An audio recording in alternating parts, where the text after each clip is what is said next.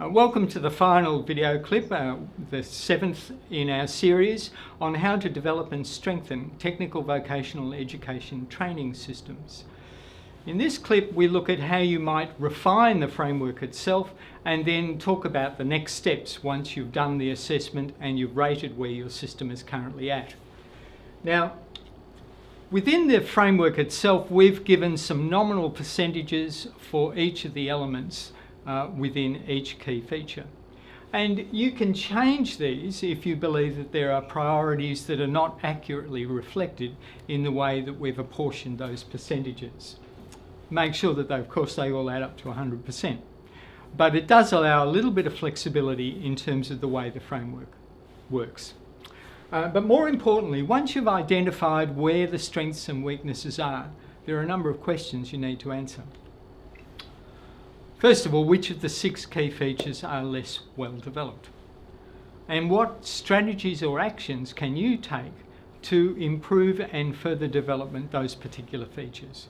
So if it's about limited employer engagement, what can all of the participants in the workshop and involved in the system, what can they do to more effectively engage with employers, both government and non-government, in strengthening the vocational training system?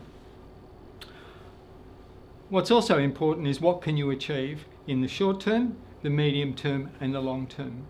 So in some cases there are short, quick steps that you can take that will improve, for example, employer engagement, and there are some strategies that might take a number of years. But it's important to try and map these out so that you've got a bit of a roadmap looking ahead 5, 10, 15 years. And then finally, not just deciding what actions need to be taken, but whose responsibility is it going to be? And ideally, every one of the stakeholders, both the public and the non-public, government and non-government, the students, the employers, need to have some level of responsibility in strengthening the system. The danger is that it's only left up to government to solve the problem.